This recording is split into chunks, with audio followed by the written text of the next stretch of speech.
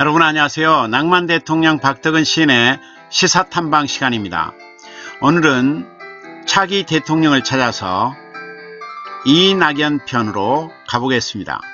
지금까지 차기 대통령을 찾아서 첫 번째 방송 유시민 편, 차기 대통령을 찾아서 두 번째 방송 진중권 편, 차기 대통령을 찾아서 세 번째 방송 이재명 편, 이어서 오늘은 차기 대통령을 찾아서 네 번째 이낙연 편을 탐방하도록 하겠습니다. 자, 이분이죠. 핸드폰 하는 모습, 질문에 응하는 모습, 국회에 대정부 질문에 답하는 모습, 진지한 모습, 진지하게 답하는 모습, 웃는 모습, 웃는 모습.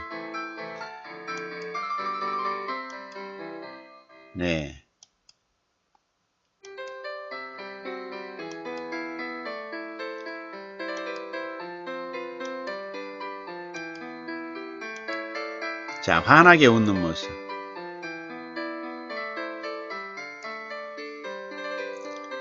자, 유시민, 진중권, 이재명에 이어서 차기 대통령을 찾아서 네 번째 이낙연 편입니다.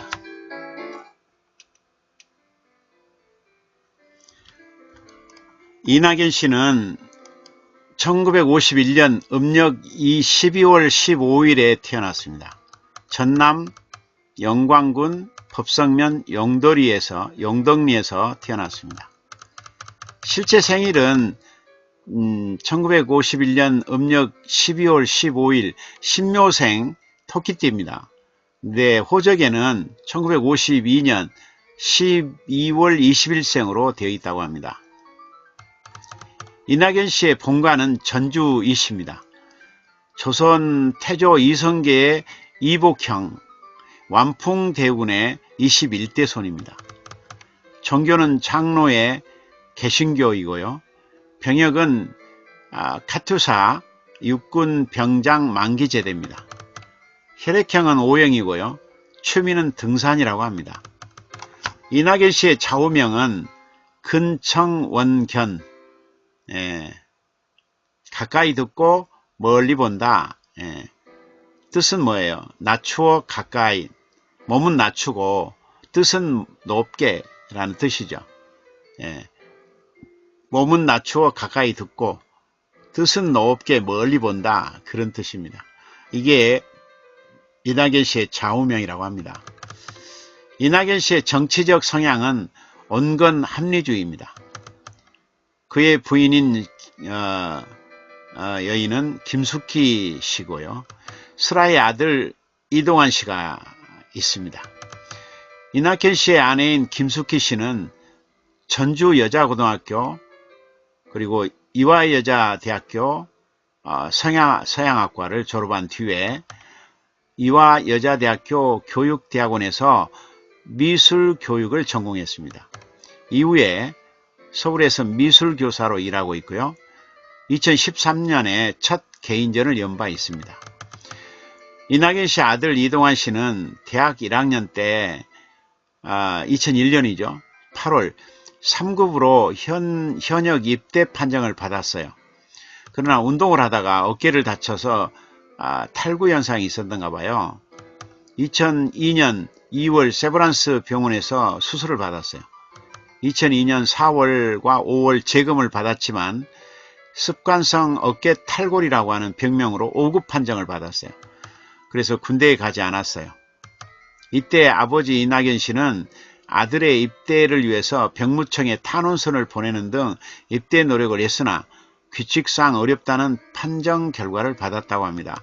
이 아들은 현재 정신과 전문의가 되어서 병원에 근무하고 있습니다. 2018년 3월 27일에는 향년 92세인 모친 진소임 여사가 삼성 서울병원에서 세상을 떠난 바 있습니다. 이낙연 씨는 7살 때, 얼굴을 한번 보고 갈까요? 네.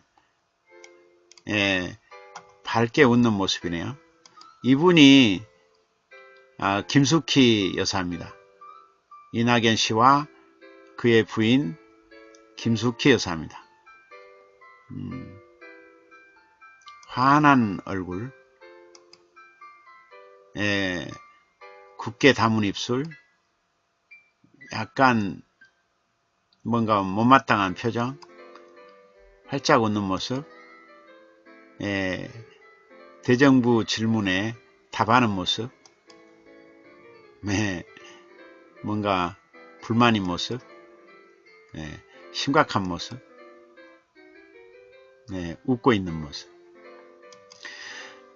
자, 이낙연 씨는 7살 때인 1958년부터 1964년까지 법성포 삼덕초등학교에 다녔고요.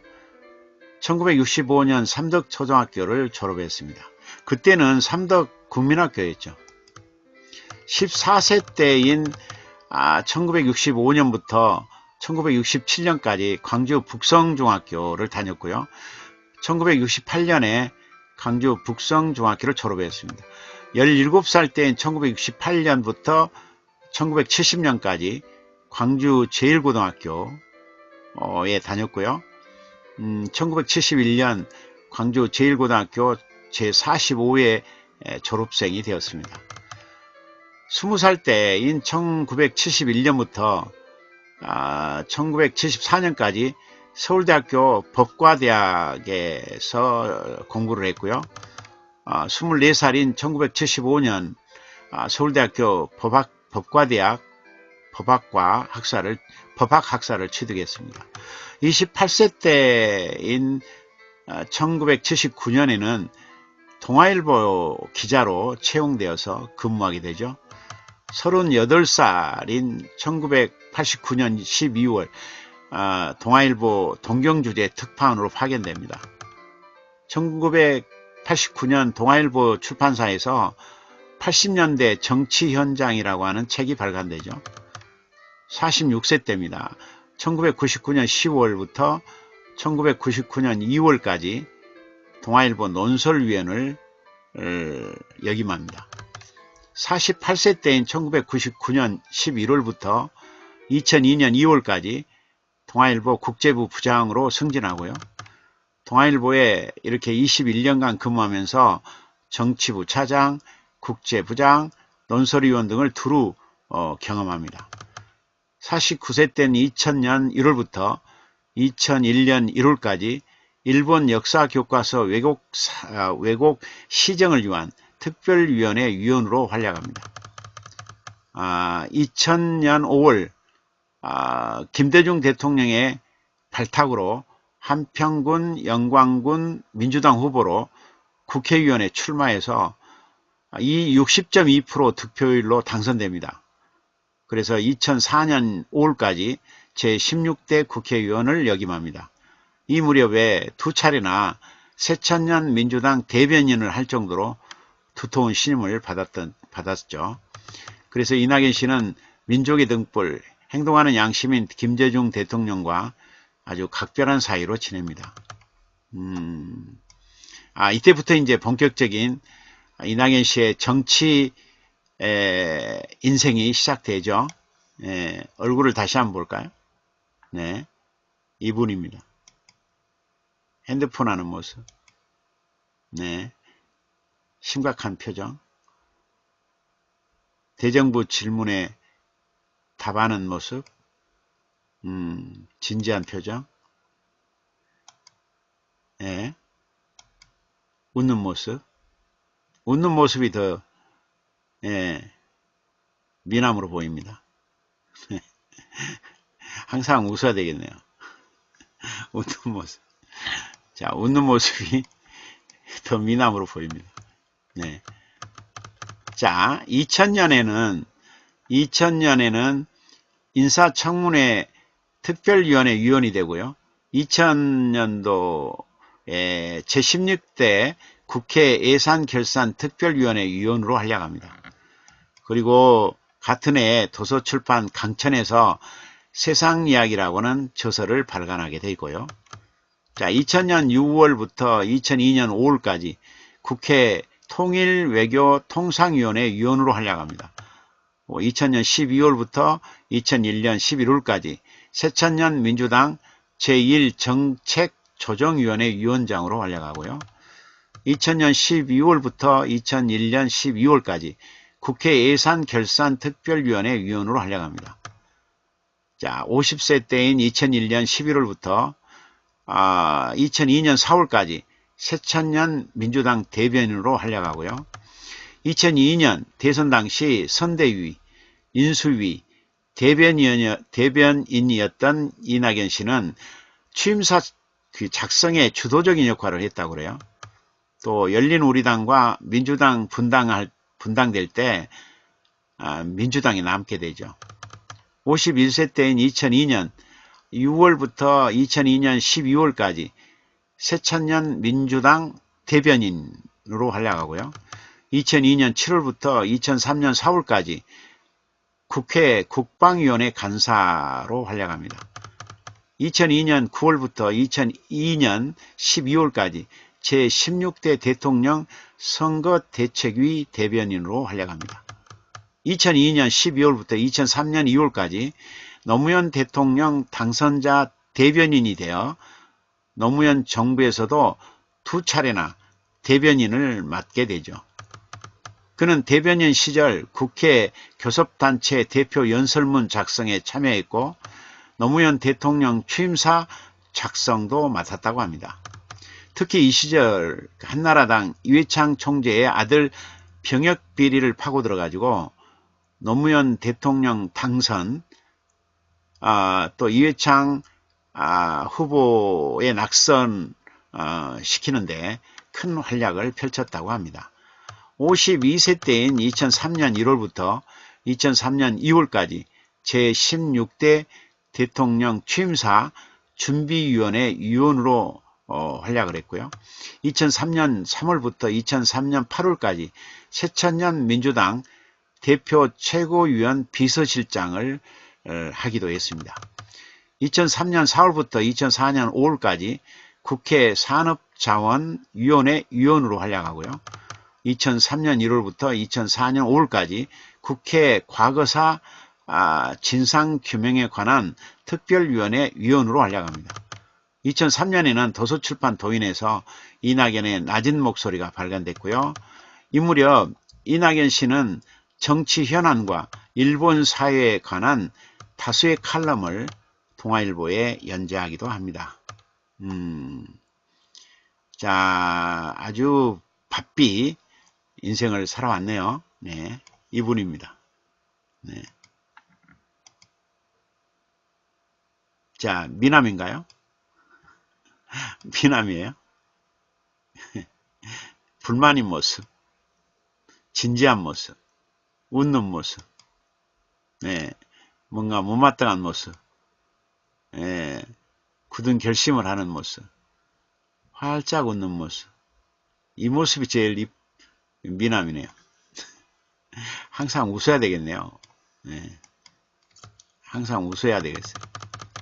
이분이 대통령이 되려면 항상 웃어야 될 것 같네요. 자, 52세 때입니다.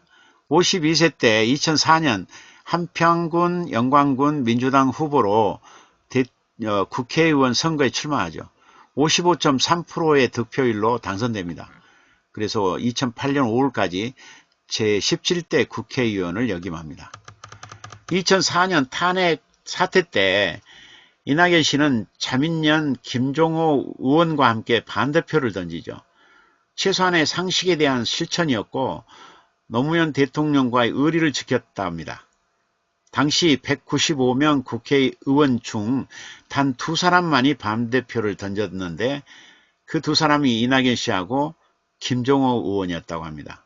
이 소신에 대한 보답이었는지 탄핵 역풍을 맞아 민주당 후보 대다수가 줄줄이 낙선하는 상황에서도 이낙연 씨는 당선되죠. 2004년 6월부터 2005년 5월까지 새천년 민주당 원내대표를 합니다. 2007년 6월부터 2007년 7월까지 중도 통합민주당 최고위원 역할을 하죠. 56세 때입니다. 2007년 대선 과정에서 대통합민주신당 대변인을 지내는 동안에 명대변인, 오선대변인이라고 하는 이름을 남기죠. 언론인 출신의 깔끔한 문장력을 인정받아서 노무현 대통령 취임사 작성에도 관여한 바가 있으니까 문장력을 인정받았네요. 제16대, 제17대 국회의원으로서 의정활동을 하는 동안에 이낙연 씨는 청렴하고 성실한 정치인의 모습을 잘 보여주고 있습니다. 초지일관, 깨끗하고 부지런한 정치인으로서의 입지를 굳힌 거죠. 네, 바로 이분입니다. 네. 이분은 사모님 김숙희 여사와의 행복한 한때 모습입니다. 인상도 괜찮죠? 네. 우리나라의 큰 정치를 할 인물입니까? 여러분? 여러분이 판단해 주시기 바랍니다. 자, 57세 때입니다. 2008년 5월 한평군, 영광군, 장성군 통합민주당 국회의원 후보로 출마합니다. 67.9%로 당선되죠. 그래서 2012년 5월까지 제18대 국회의원에 활동을 하죠. 이낙연 씨는 동아일보 도쿄 특파원 시절에 쌓아놓은 인맥을 발판으로 국회 한일의원연맹 수석 부회장, 간사장 등을 지냅니다. 61세 때죠. 2012년 담양군, 한평군, 영광군, 장성군 민주통합당 후보로 나가서 무려 77.3%의 득표율로 제19대 국회의원에 당선됩니다. 2012년 7월 국회 기획재정위원회 위원으로 활약을 하고요. 그리고 2012년 11월 국회 한일의원연맹 수석 부회장으로 활동합니다.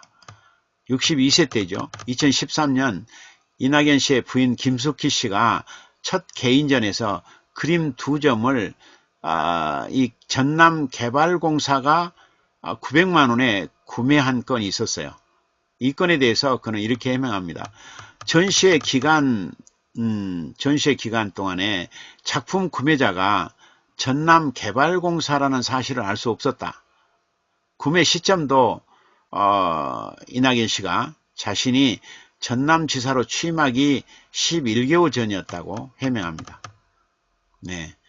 2012년 10월부터 2012년 11월까지 제18대 대통령 선거 민주통합당 공동선거대책위원회 위원장으로 활약합니다. 2013년 3월 민주통합당 전국대의원 중앙당 선거관리위원회 위원장으로 활약합니다. 63세 때입니다. 2014년 7월 새정치민주연합 전남도지사 후보로 출마해서 무려 78.0%의 득표율로 당선됩니다. 그래서 2017년 5월 12일까지 제37대 전라남도 도지사로 취임해서 임무를 수행하고요. 동시에 전주위시 대동종야권 총민회 회원으로도 활약합니다.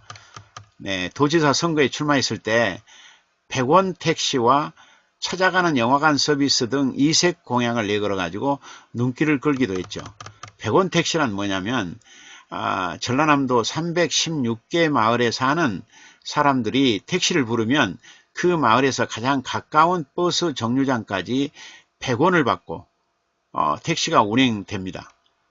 그 차액을 그 지방자치단체에서 지불하는 방식이죠. 이는 현재 화순하고 보성에서 시범 운행 중에 있습니다. 66세 때입니다. 2017년 5월 10일 문재인 정부의 국무총리 후보로 지명되죠.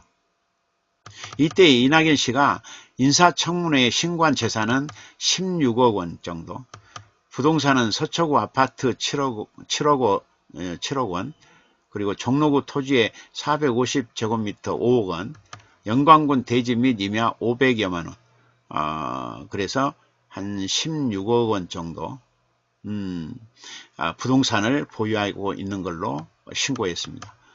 2017년 5월 31일이죠. 국회 인준 투표 결과 참여의원 188명 표결 결과 164명의 찬성으로 가결되어서 제45대 국무총리에 취임하게 됩니다. 그는 국무총리가 되어가지고 국무위원들을 엄하게 통솔하는 군기반장으로 유명합니다. 각종 현안에 적극적으로 대처하면서 국정을 안정적으로 이끌고 있다는 평가를 받고 있습니다.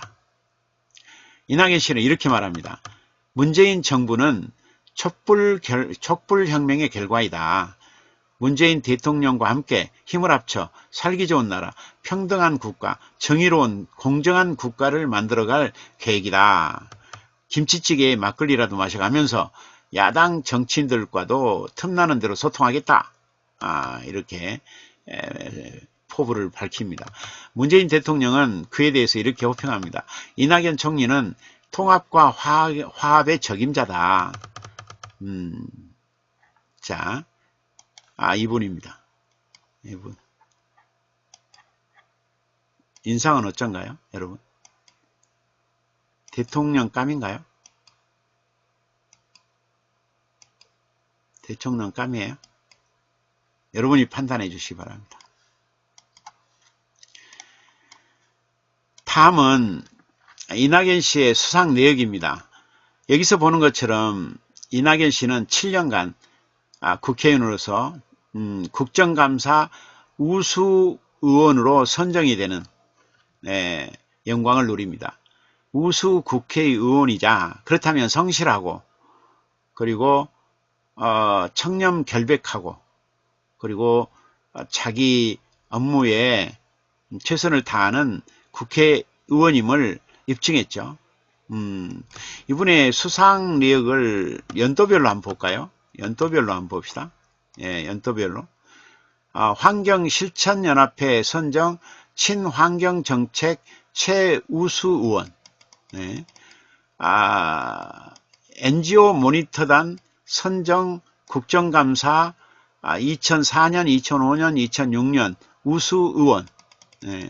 2006년 바른사회 시민회의 선정 국정감사 우수 의원.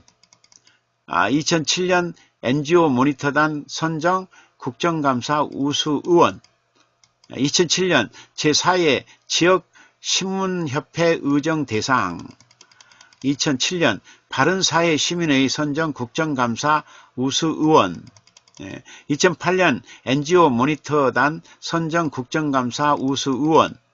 2009년 한국농업경영인 중앙연합회 우수위원장상. 2009년 뉴스 매거진 선정 인물대상 의정대상. 2009년 한국농민문학회 농민문화상. 2009년 NGO 모니터단 선정 국정감사 우수 의원. 2009년 산림환경신문 대한민국 산림환경대상 정책분야. 네, 2009년 사랑의 쌀 나눔대상 특별상. 2009년 매니페스토 약속대상 우수상. 네, 2009년 세계음식문화연구원 자랑스러운 한국인상. 네, 2010년 한국문화예술 유권자 총연합회 선정 국정감사 의정활동 부분 우수 의원. 2010년 매니페스토 약속대상 우수상. 2011년 국회를 빛낸 바른 언어상 으뜸 언어상. 예.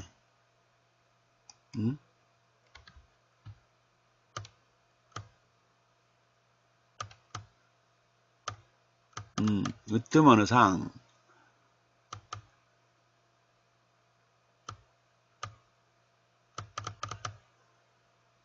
예.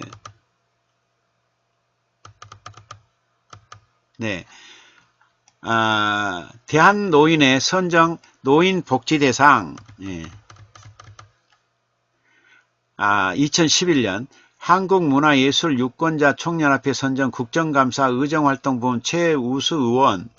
2011년 법률소비자연맹 선정 대한민국 헌정상 2011년 사회정의 시민행동 선정 공동선 의정활동상 2011년 NGO 모니터단 선정 국정감사 우수의원 2011년 여성유권자연맹 선정 자랑스러운 국회의원상 2012년 NGO 모니터단 선정 국정감사 우수의원 2012년 경찰 기독신문 선정 대한민국 대한국인 정치부문 대상 2012년 민주통합당 선정 국정감사 최우수의원 2012년 국회 사무처 선정 입법 및 정책개발 우수 국회의원 2012년 한국문화예술유권자 총연합회 선정 국정감사 의정활동 부분 최우수 의원 2013년 NGO 모니터단 선정 국정감사 우수 국회의원 2013년 국제평화언론대상 의정부문 최우수상 2016년 대한민국 경제 리더 대상 미래 경영 부분 대상 어때요?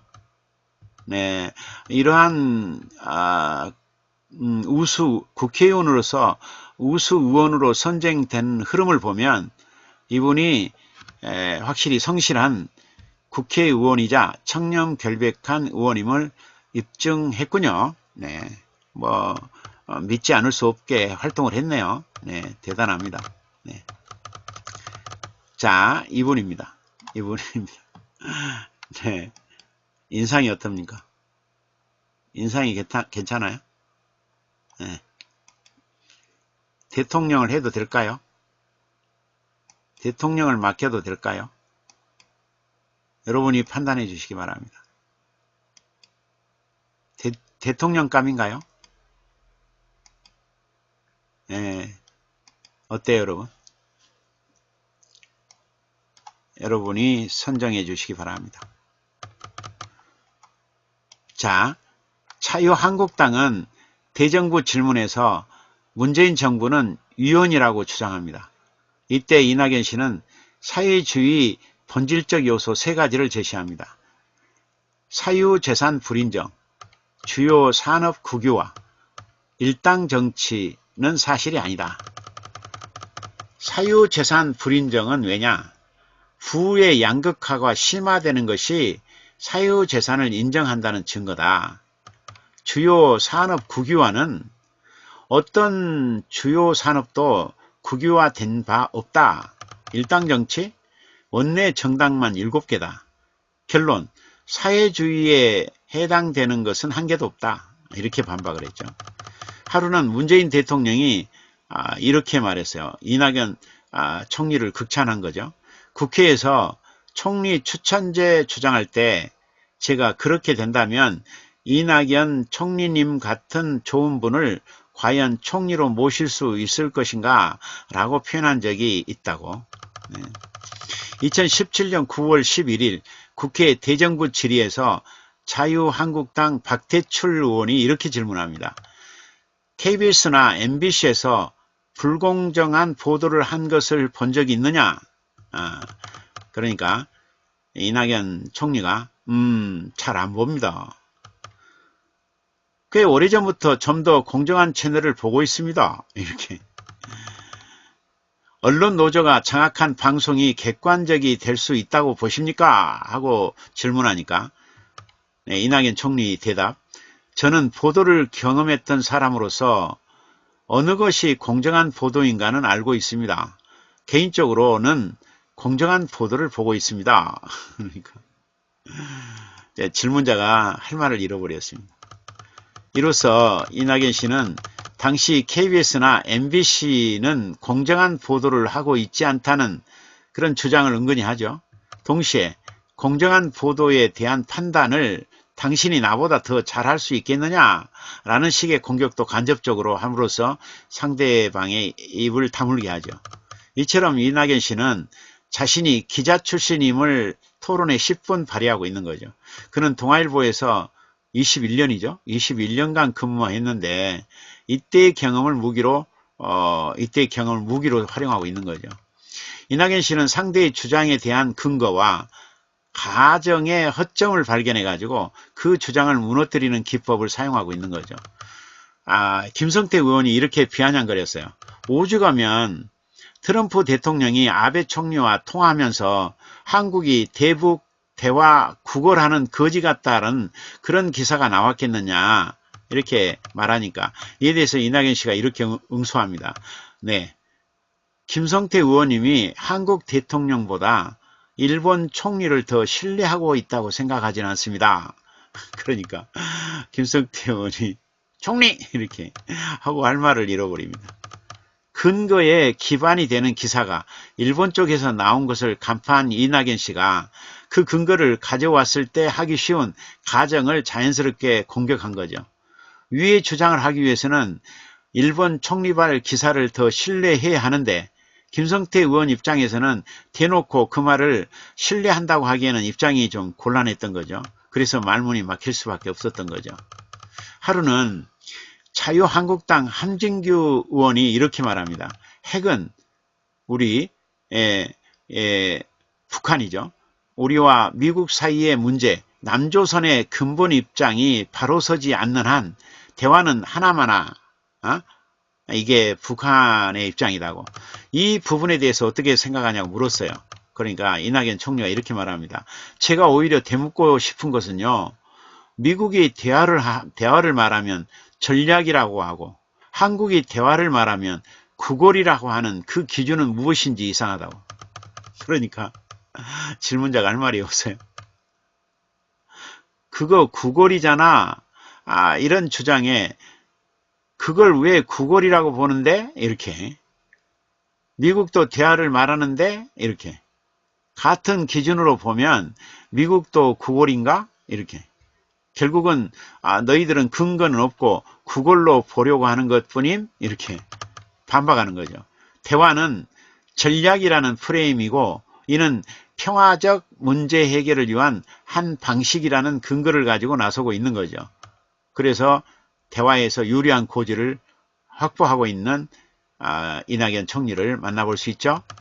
네, 하루는 황주홍 의원이 이렇게 말합니다. 한국은 삼권 분립 국가가 아닙니다. 의심 없이 제왕적 대통령 1인제입니다. 이렇게 말하니까 이낙연 총리가 이렇게 응수합니다. 조금 전에 우리는 삼권 분립을 체험하지 않았습니까? 대통령이 지명하신 헌법재판소장 후보자가 바로 인준을 받지 못한 사태가 있었지 않았냐고. 삼권 분립은 살아있다고 생각한다고. 그러니까 할 수 없이 네 좋습니다 하고 그냥 넘어가는 모습을 볼 수가 있죠. 한 번은 김무성 의원이 이런 질의를 합니다. 수십조씩이나 퍼붓고 있는 복지 예산은 늘릴 때라고 생각하십니까? 안보 예산을 늘릴 때라고 생각하냐고 물어보니까 안보 예산도 필요한 것은 늘려야겠죠. 복지 예산 늘어난 것은 지난 대선 때 모든 정당들이 공통으로 공약했던 사항들이 먼저 이행되고 있다는 말씀을 드립니다. 이러니까 할 말을 잃어버리는 것이죠. 김무성 의원이 무슨 말을 대꾸를 못합니다. 이처럼 이낙연 씨의 대화술 중 하나는 나만 인정할 수 있는, 나만 알고 있는 근거로 주장하는 게 아니라 모두가 인정하는 것들을 근거로 주장하는 것이 좀 다르죠. 이런 기법은 상대가 먼저 동의했거나 그 사람이 속한 집단이 동의했기 때문에 손쉽게 반박할 수 없게 되는 거죠. 이낙연 씨는 상대의 감정이 섞인 발언에도 똑같이 맞대응하지 않고 평정심을 유지하면서 대답에 임하고 있죠. 화를 내며 흥분하는 사람의 말은 그 논리가 아무리 뛰어나다 하더라도 부족해 보일 수밖에 없는 거예요. 그래서 흥분하지 않고 차분함을 유지하면서 대화를 이끌어가는 이 이낙연 씨의 기법, 더 논리적이고 묵직하게 다가올 수 있게 하고 그리고 국민들이 또 인정하게 되는 거죠. 소리 지르고 윽박 지르는 것은 너무 평범하고 또 부정적인 감정을 불러일으키기 쉽기 때문에 이낙연 씨는 이 방법을 사용하지 않아요. 대통령 깜인가요? 2018년 10월 2일 이낙연 국무총리는 세종로 정부청사에서 열린 국무회의를 주재하면서 이렇게 말합니다. 유튜브 소셜 네트워크 서비스, SNS 등 온라인에서 의도적이고 악의적인 가짜 뉴스가 급속히 번지고 있다. 더는 묵과할 수 없다. 가짜 뉴스는 개인의 인격을 침해하고 사회의 불신과 혼란을 야기하는 공동체 파괴범이다. 인터넷과 SNS는 실질적으로 언론의 기능을 수행한다. 그에 합당한 책임의식을 가져야 마땅하다. 가짜 뉴스를 걸러내고 차단하는 자율적 규제를 강화해 주시기 바란다. 개인의 사생활이나 민감한 정책 현안은 물론 남북 관계를 포함한 국가 안보, 국가 원수에 대한 턱없는 가짜 뉴스까지 나돈다. 가짜 뉴스는 개인의 의사와 사회 여론의 형성을 왜곡하고 나와 다른 계층이나 집단에 대한 증오를 야기해 사회 통합을 흔들고 국론을 분열시키는 민주주의 교란범이다. 검찰과 경찰은 유관기관 공동 대응 체계를 구축해서 가짜 뉴스를 신속히 수사하고 불법 행위는 엄정히 처벌하길 바란다고 지시합니다.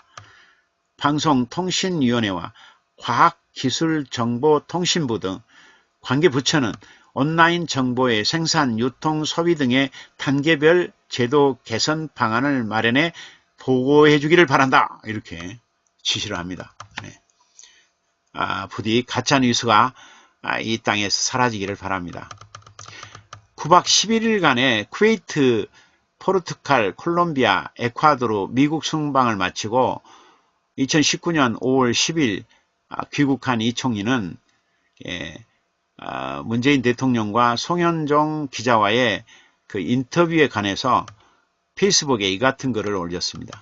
저는 신문사 동아일보에서 인턴 기자 교육 담당으로 여러 해 일했다고.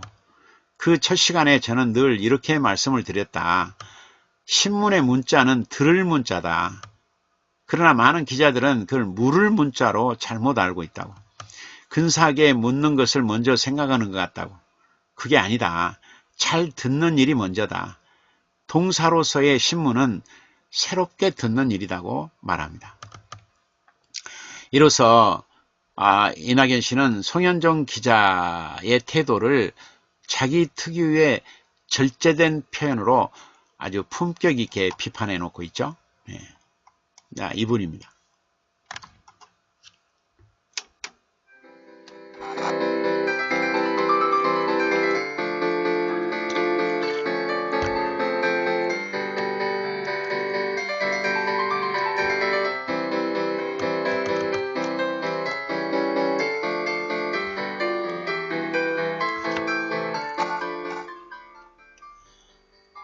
이낙연 국무총리는 2019년 5월 11일 오전 서울 광화문 광장에서 진행된 제1회 동학농민혁명 기념식에 참석해서 이렇게 말합니다. 동학농민혁명은 사람을 하늘처럼 받드는 세상을 만들고자 했던 의로운 혁명이다.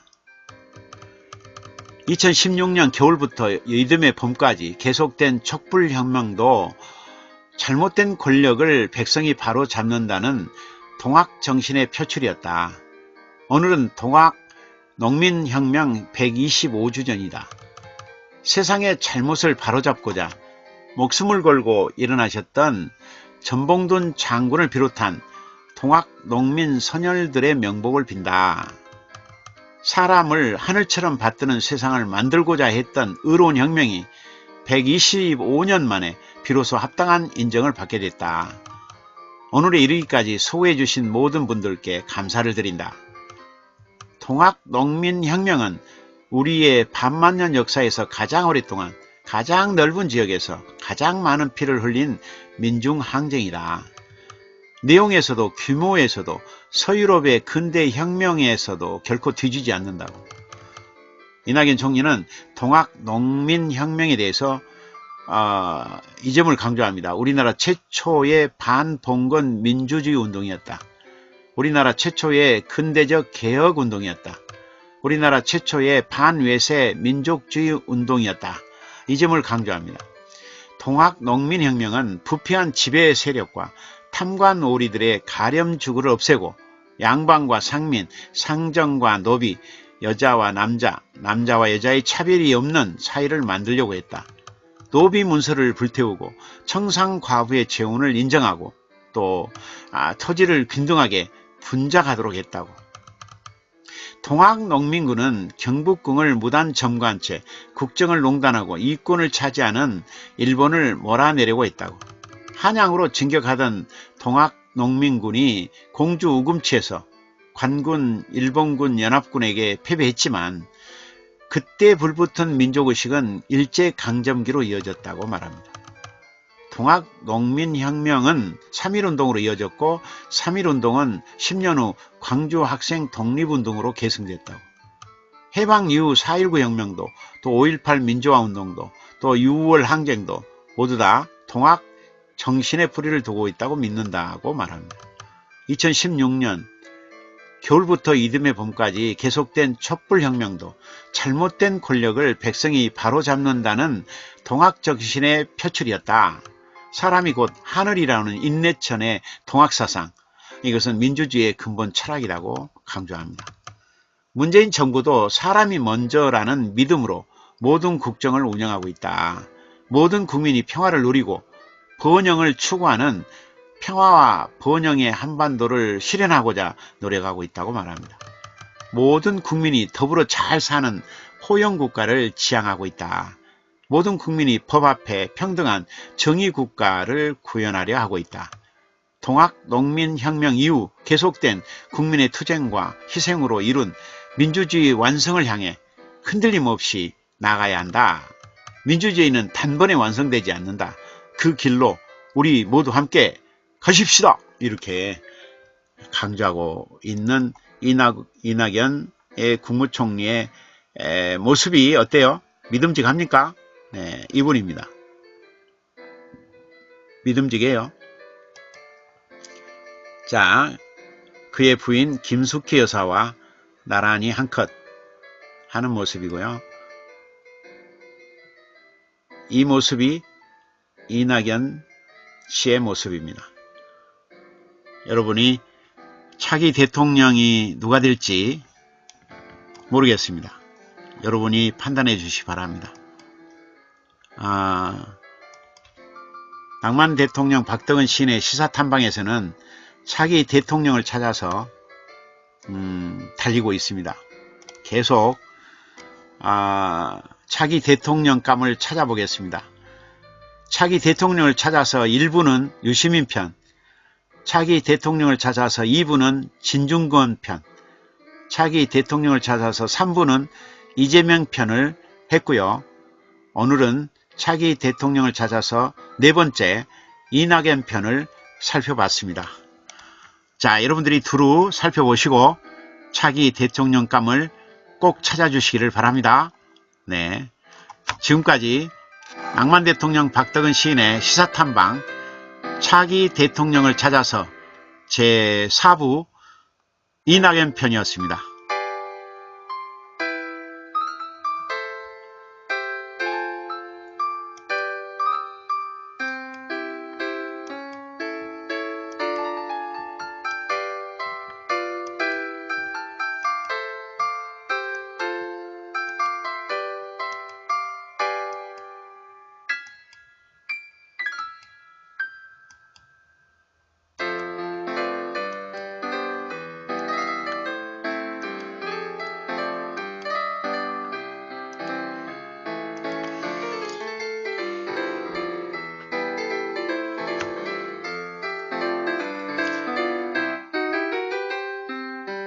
이상으로 낭만 대통령 박덕은 시인의 시사탐방 시간 차기 대통령을 찾아서 4부 이낙연 편을 마치고자 합니다. 여러분 건강하세요. 안녕.